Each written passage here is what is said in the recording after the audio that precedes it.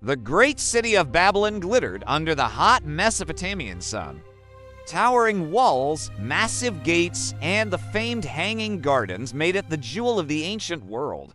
In the heart of this splendor sat King Nebuchadnezzar, ruler of the Babylonian Empire, feared by nations, unmatched in power. In the year when Jerusalem fell, Nebuchadnezzar's army swept through the land, taking captives from among the nobility of Judah. Among them were 4 young men, Daniel, Hananiah, Mishael, and Azariah.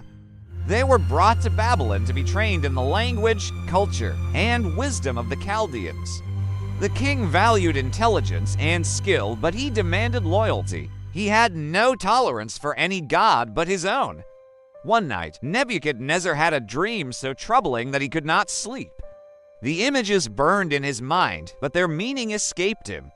He summoned his magicians, sorcerers, and astrologers. "Tell me my dream and interpret it," he demanded. They hesitated. "Tell us the dream first, O king, and we will explain it." But Nebuchadnezzar was no fool.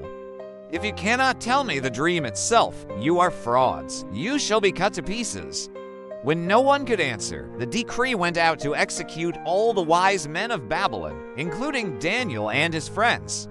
But Daniel prayed to the God of heaven, and in the night, God revealed the dream and its meaning. Brought before the king, Daniel said, "There is a God in heaven who reveals mysteries. Your dream, O king, was of a great statue, head of gold, chest and arms of silver, belly and thighs of bronze, legs of iron, and feet partly of iron and clay. You, O king, are the head of gold. After you will come other kingdoms, until God sets up an eternal kingdom that will never be destroyed." Nebuchadnezzar was astonished. He fell before Daniel and declared, "Surely your God is the God of gods and the Lord of kings." But time erodes conviction. Pride rose in the king's heart. He built a golden image 90 feet high and commanded all people to bow before it. When Shadrach, Meshach, and Abednego refused, the king's anger burned hot.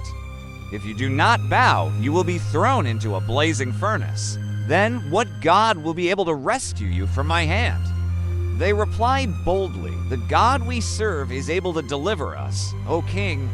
But even if he does not, we will not serve your gods." Enraged, Nebuchadnezzar ordered the furnace heated 7 times hotter. The men were bound and thrown in, but then the king leapt to his feet. "Did we not throw 3 men into the fire? Look, I see 4 men walking, unbound, and the 4th looks like a son of the gods." He called them out, unharmed, their clothes unburned, not even the smell of fire on them.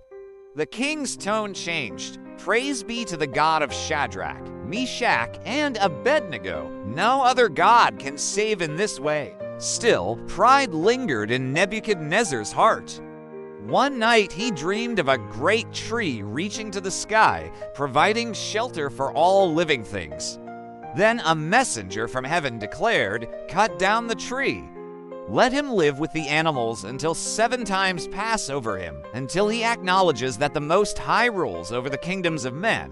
Daniel interpreted it plainly.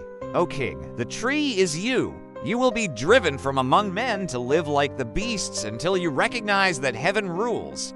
A year later, Nebuchadnezzar walked on the roof of his palace.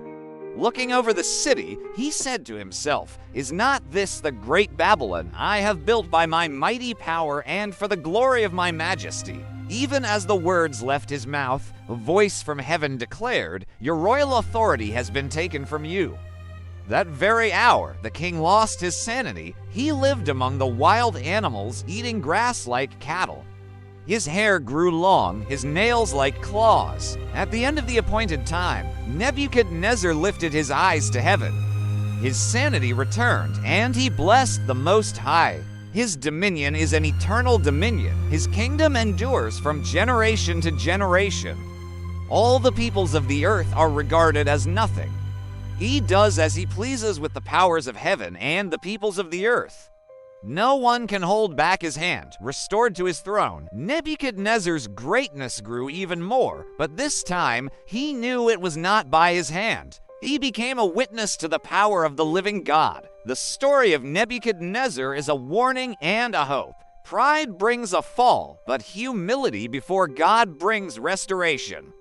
No matter how powerful, successful, or influential you are still under the rule of the King of Kings. If this story has stirred you, don't let it end here. Subscribe to my channel for more powerful Bible stories told in a way that brings Scripture to life. Like this video to help it reach more people, and share it with someone who needs to be reminded that God is in control of every kingdom, every life, and every situation. And remember, the Most High rules over the kingdoms of men and over the affairs of your life.